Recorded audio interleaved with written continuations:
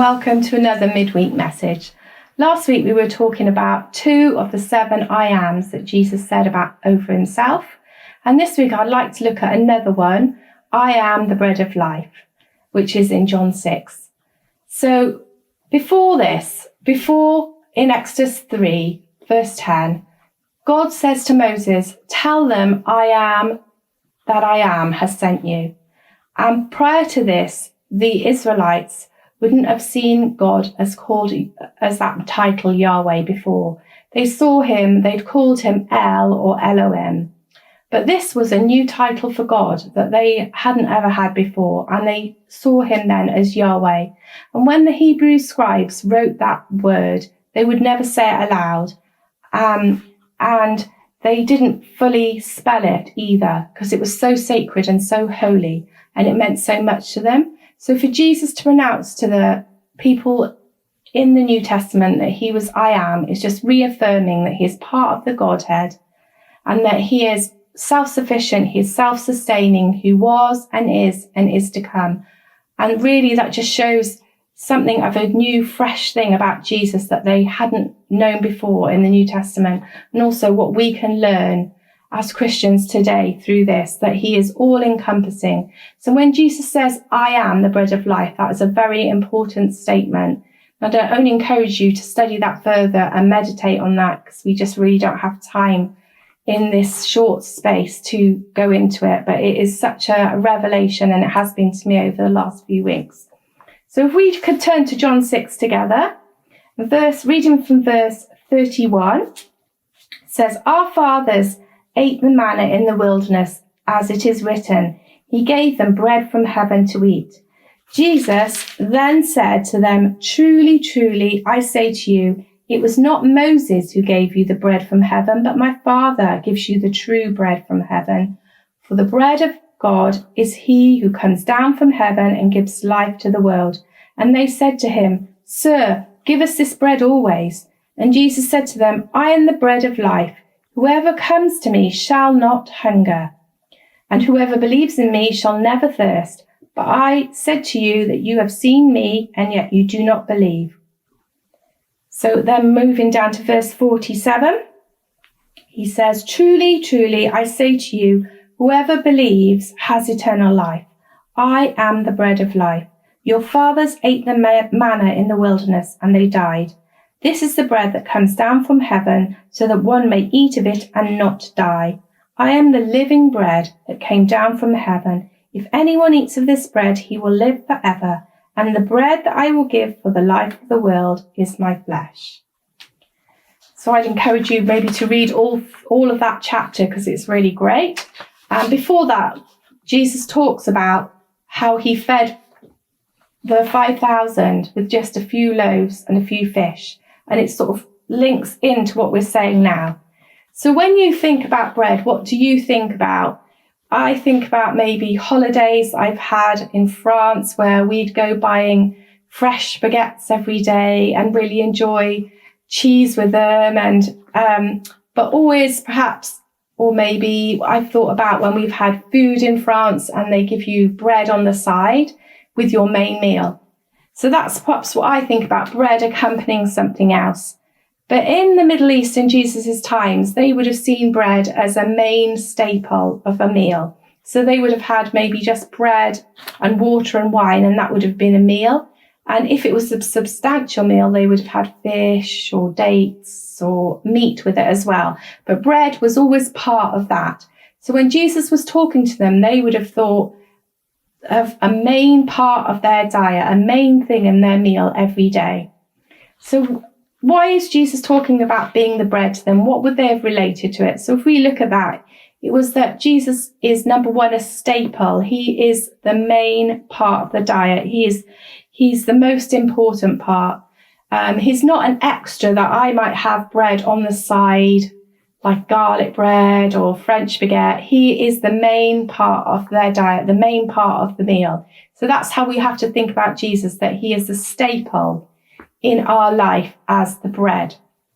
He is also, it would have meant it was a sustaining thing, bread being sustaining to them, as they would have understood that he is a supply. And he is our supply too as Christians.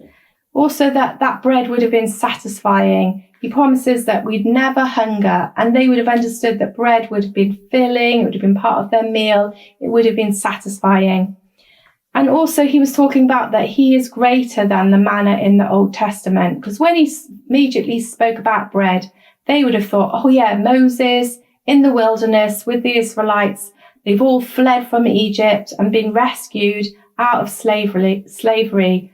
And then they were asking, what are we going to eat? And God provided them with supernatural manna from heaven every day. The bread-like substance came down every day in the wilderness, and they had a supply all of the time. They never went without. They could fill as much as they wanted.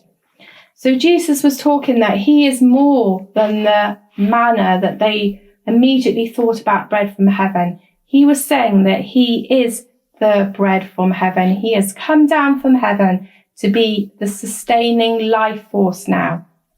And so they would have linked that to the Old Testament. And though they really esteemed Moses, Jesus was saying, the Father was the one that gave the bread, not Moses. It was the Father. He was the true bread from heaven. And Jesus is taking us deeper in our understanding and their understanding at the time. He's showing that God the Father is giving them, you, me, bread coming from heaven, which is life to the world. Also, in this passage, we then understand that Jesus is the never-ending source of bread. He gives us life all of the time. He's our daily bread. And there's an interesting story, a man that Charles Allen tells about the World War II Allied forces. They gathered up the orphans at that time, and obviously they were very hungry, and they provided food for them. They gave them bread, they fed them, and they just didn't understand why they couldn't sleep. And they hadn't really thought about it. And a psychologist came into this orphan camp and said to them, look, it's because these children are not sure where their next meal is going to come from. So what they did is they gave them pieces of bread just before they went to bed to take to bed with them. And they found that they could sleep really easily now because they held on to this bread, knowing that they wouldn't be hungry because they had this bread with them. And in the same way with Jesus, he's saying to us that we can have that sustaining bread, that daily bread, that we will never go hungry because we have Jesus in our lives.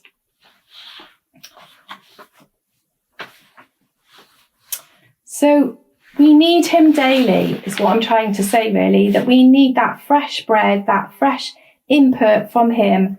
So we need to spend that time with him every day, not just as a sort of extra to our lives, a side thing, but we need to have that as a staple in our lives every day so that we can just come to him and receive life.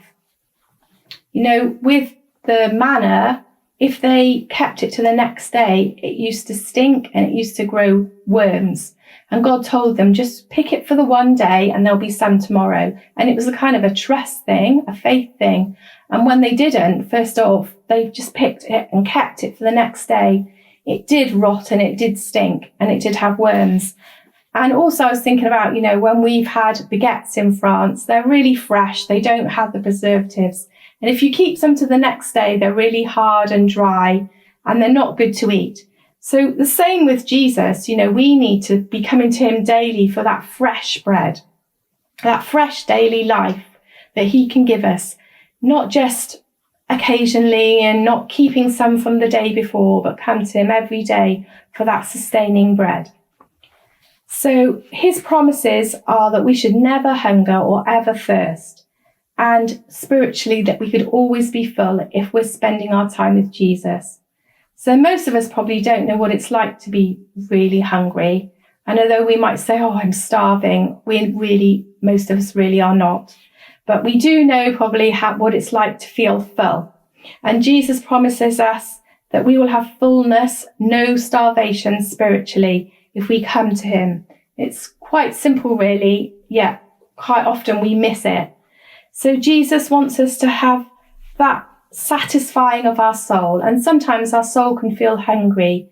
And even in this lockdown, we can think of all the things we've gone without that might have provided us with some sort of satisfaction in our soul. Maybe shopping, maybe going out and seeing a film or going to the theatre, maybe going out for a meal. We haven't been able to do all of these things. And really, those things are quite temporary. So they might satisfy our soul for a short time. But Jesus says that, when our soul hungers, he can give us that real satisfaction that only he can give, that promises we'll never be hungry again. So when the kids were young, we used to watch this show called The Donut Man, and it was a Christian show, and the guy was teaching children about God and parables, but he used to have a puppet that was a donut, and it had a hole in it, and the whole point was that the donut was a ring donut, and it was a ring donut puppet that showed that we have a hole in our hearts that only Jesus can fill. And that's the same, really, where we have that hunger and that desire, only Jesus can really fulfill that satisfaction in our lives. I always feel better when I've spent some time with God on a regular daily basis, and appreciate sometimes that just isn't possible, perhaps, but even a short time can make me feel that so much better, and so that satisfy that hungering within me. In that tune, Bread of Heaven, this hymn that we love to sing to the tune of Cymrondda, it says, bread of heaven, feed me till I want no more. And that's just so true, that the bread of heaven, Jesus, can feed us till we want no more, till we're just satisfied. So we're looking for that food, that eternal life that sustains us.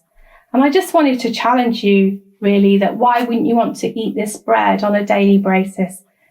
And why wouldn't you want to come to that table and feast when it's free and it's available? In Isaiah 51, it says, come everyone who thirsts, come to the waters, and he who has no money, come buy and eat. And we can feast on Jesus, that fellowship with him, just by coming to him. We can't buy it, we can't earn it, we can't work for it. All we have to do is just come. And so if you're feeling hungry in your heart at the moment, and you're feeling perhaps spiritually starving, I just want to encourage you that, you have that relationship with God, and all you need to do is come back to Jesus, and he will sustain you and give you that soul desire that you're looking for. And it's at no cost. So I wanted to challenge you, to spend a bit more time with him, to see him as really as I am, being the bread of life.